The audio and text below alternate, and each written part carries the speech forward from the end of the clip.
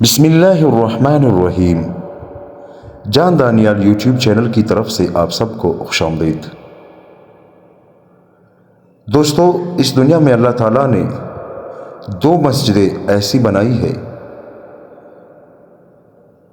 جو مسلمانوں کے قبلے ہیں۔ سب سے پہلے بیت المقدس جو مسلمانوں کا قبلہ اول ہے، اور اس کے بعد مکہ مکرمہ۔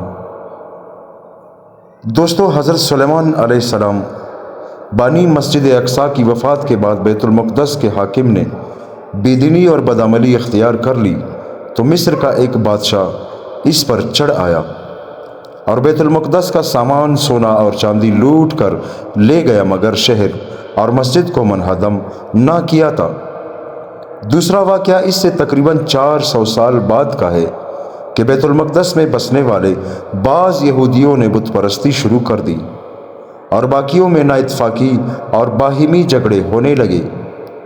اس کی نحوست سے پھر مصر کے کسی بادشاہ نے ان پر چڑھائی کر دی اور کسی قدر مسجد اور شہر کو بھی نقصان پہنچایا۔ دوستو، تیسری مرتبہ یہ حضرت عزیر علیہ السلام کے دور کا واقعہ ہے۔ آپ کے دور میں بنی اسرائیل میں صدقیہ نامی بادشاہ تھا۔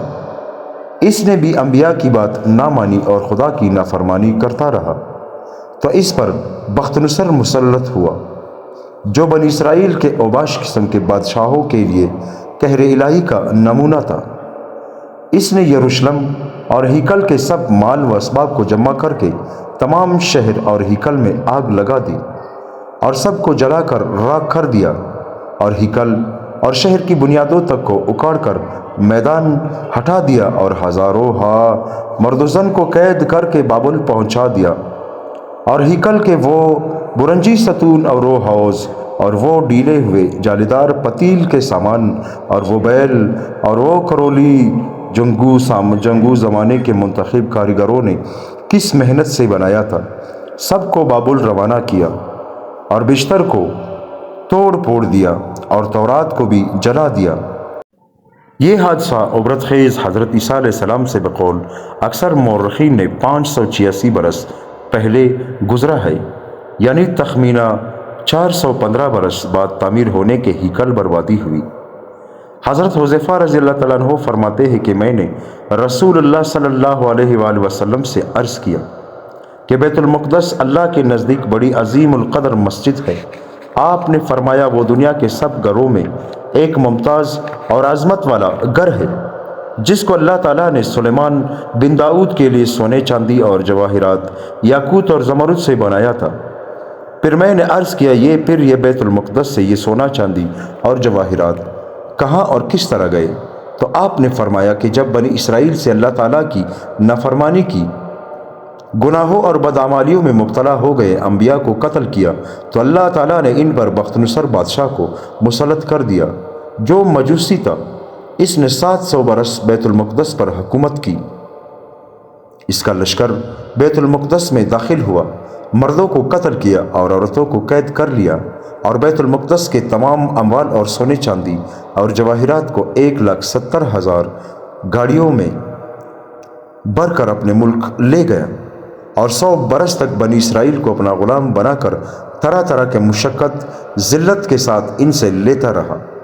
پھر اللہ تعالیٰ نے فارس کے بادشاہوں میں سے ایک بادشاہ کو بخت نصر کے مقابلے میں کھڑا کر دیا، جس نے بابل کو فتح کر کے بنی اسرائیل کو بخت نصر کی قید سے آزاد کرایا، اور جتنے اموال وہ بیت المقدس سے لایا تھا وہ سب بیت المقدس پہنچا دیا۔ اس واقعے کو دیکھ کر انبیاء علیہ السلام کی چیخیں نکل گئی، اور وہ اس تباہی و بربادی میں پر دل میں کڑتے رہے اور روتے رہے۔ دوستو، اللہ تعالی ہم سب کو ان باتوں پر عمل کرنے کی توفیق عطا فرمائے۔ انشاءاللہ اس کا بقایا حصہ کل آپ کی خدمت میں بیان کروں گا۔ دوستو، اگر آپ کو میرا یہ ویڈیو پسند آ گیا ہو تو میرے چینل کو لائک کریں، سبسکرائب کریں اور اپنے دوستوں کے ساتھ شیئر کریں۔ دوستو، میرے چینل میں جتنے بھی ویڈیوز ہیں، سارے اسلامی واقعات، صحابہ کرام کے واقعات، انبیاء علیہ السلام کے واقعات اور ایسے وظیفے اور اذکار ہیں جس سے انشاءاللہ آپ کو نفع ہوگا، دینی معلومات ہوگی، دوستو ان ویڈیوز کو دیکھنے کے لیے آپ میرے چینل کا وزٹ کریں۔ دوستو اس ویڈیو کو اپنے دوستوں کے ساتھ شیئر کریں، کیونکہ آپ کے ایک شیئر سے ہزاروں لوگ اس کو دیکھ سکیں گے اور اسے دینی اور دنیاوی فائدہ ہوگا۔ جزاک اللہ۔